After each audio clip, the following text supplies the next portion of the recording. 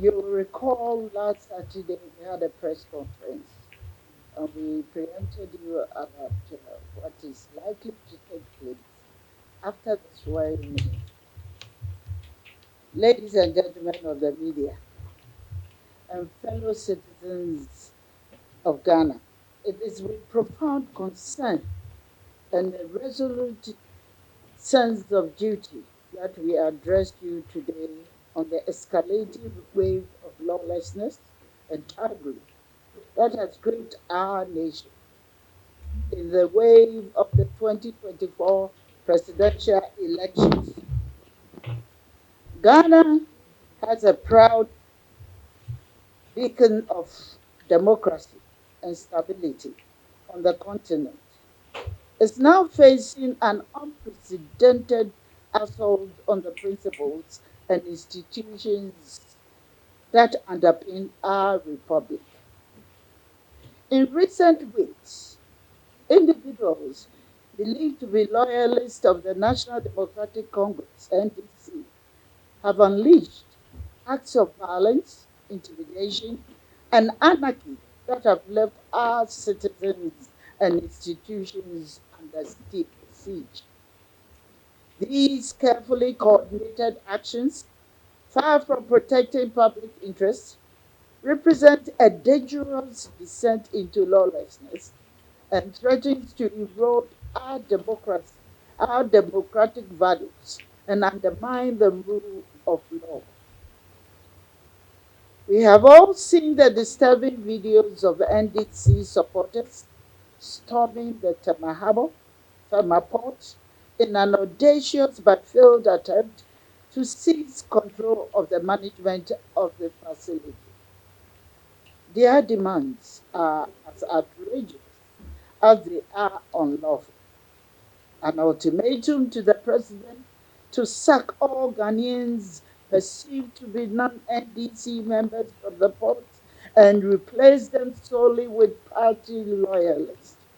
Such a call not only undermines the professionalism and neutrality of public institutions, but also sets a dangerous precedent for partisan control of state resources.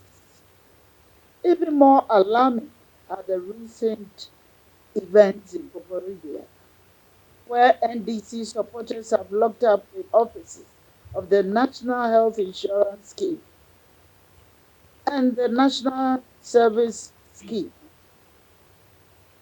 Their justification, they claim to be retaliating against alleged actions taken by the New Patriotic Party in 2017.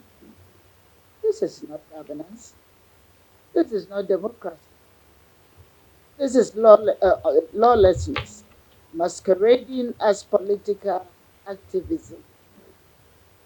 In Tema, the situation has escalated further. NDC supporters have taken over the offices of the Tema Development Corporation and have made it clear that they intend to seize control of all state institutions in the area, with the Tema Metropolitan Assembly being their next target. Reports also indicate that these same thugs have invaded the Tema oil refinery, sacking workers and locking up the premises. Their slogan, resetting Ghana to enable us to get the Ghana we want. This slogan suggests a broader and deeply troubling agenda aimed at reshaping the country's institutions through illegitimate means. These acts of terror and violence, as shocking as they are, cannot be viewed in isolation. They are deeply connected to the actions or lack thereof of President himself. Even before President John Dramani Mahama officially took the oath of office, he set a dangerous tone for governance by establishing the so called Operative Recover All Loop. Oral Committee. This committee, purportedly tasked with reclaiming assets allegedly stolen by members of the previous government, has no legal or constitutional foundation. It fits nowhere within the powers available to the president elect under the President's Transition Act 2012. The Presidential Transition Act 2012 is clear about the mandate of the president elect. It is to prepare for a smooth and orderly assumption of office. Nowhere does it permit a president elect to create parallel structures or committees with prosecutorial or investigative powers.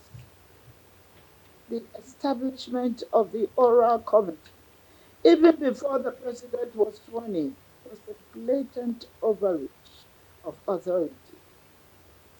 It was illegal, unconstitutional, and a glaring signal that the rule of law would be subordinated to partisan objectives under his leadership. What we see today in the action of pro NDC thugs across the country is a direct consequence of this illegitimate committee.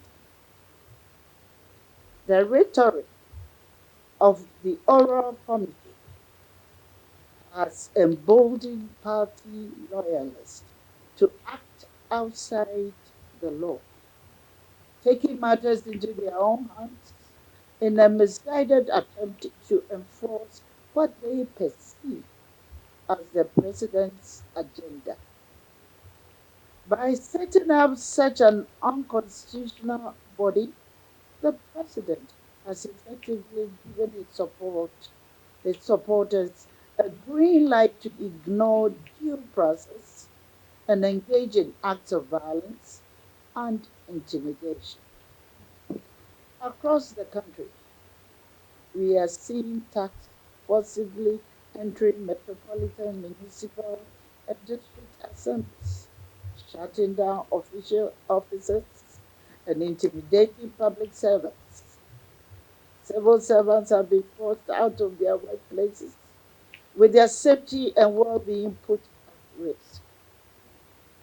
These individuals parade their lawlessness under the banner of "We have taken over power," accompanied by revolutionary songs and chants.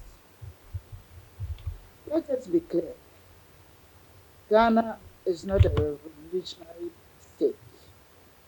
Ghana is a constitutional democracy, and the acts of these thugs are nothing short of an affront to the rule of law and the sovereignty of the Ghanaian people.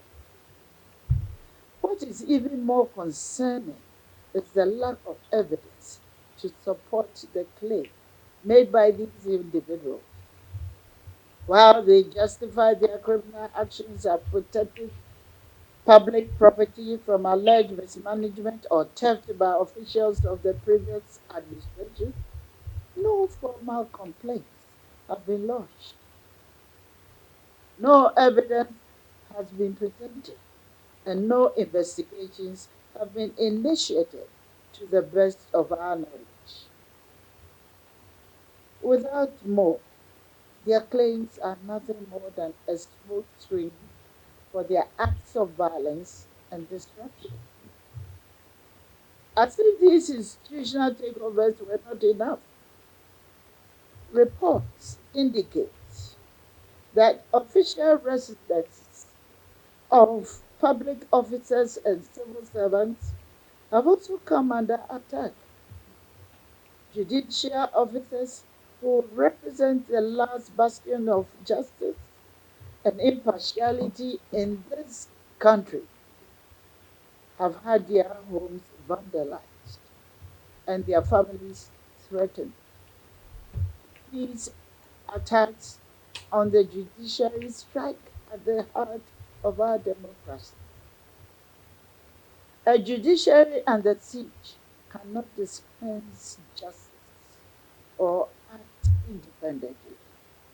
And this undermines the very foundation of our democratic system.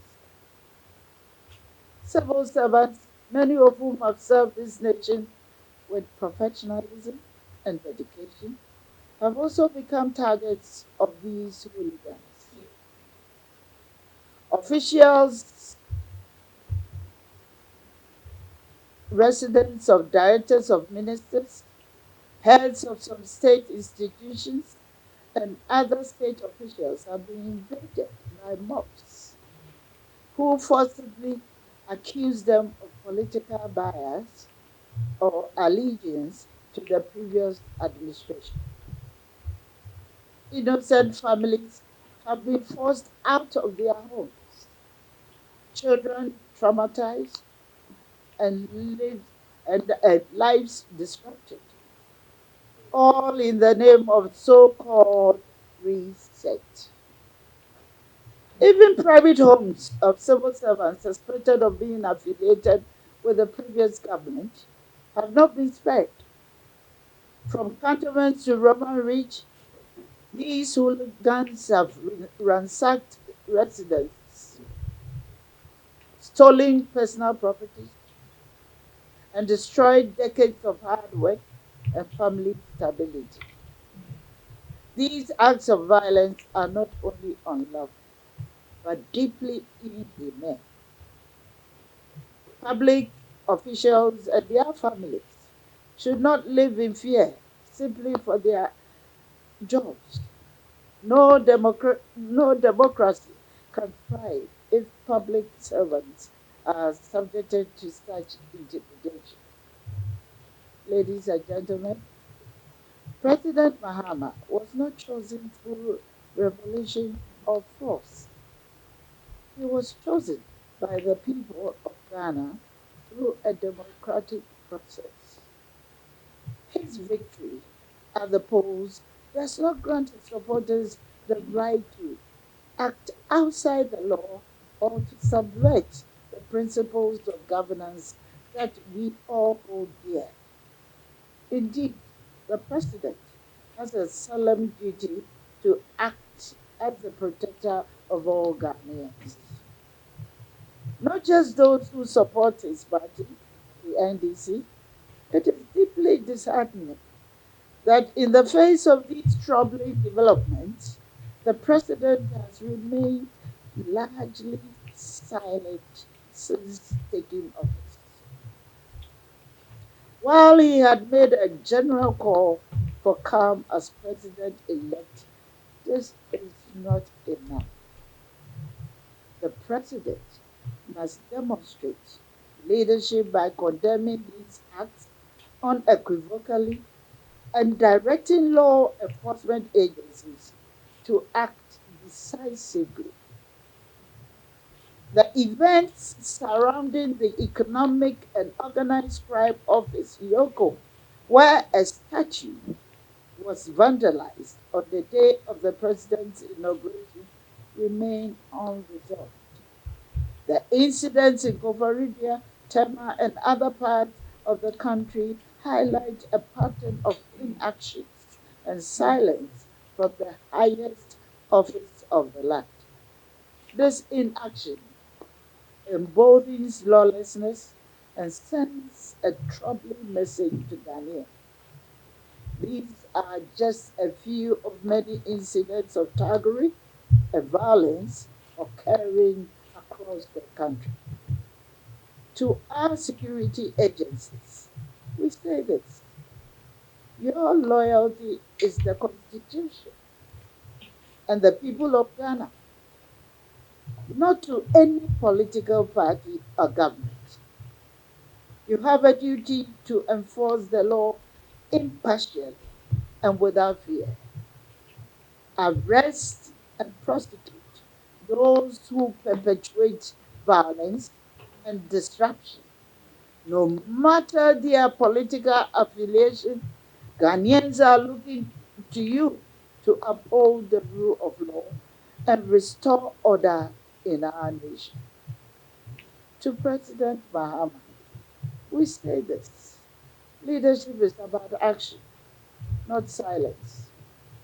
It is about protecting the rights of all citizens, ensuring the safety of public servants, and preserving the sanctity of our institutions. Your inactions risk eroding the trust that the Ghanaians have placed in your leadership. You must rise to the occasion and fulfill the mandate and oath of your office. Issue a firm directive to law enforcement agencies to investigate and prosecute these acts of lawlessness. Send a clear message to your supporters that Ghana would not tolerate anarchy disguised as protection of public access. Ghana is bigger than any political party or individual. We are a nation of laws, not slogans or hooligans. Our institutions must remain impartial, professional, and focused on serving all citizens, regardless of their political affiliation.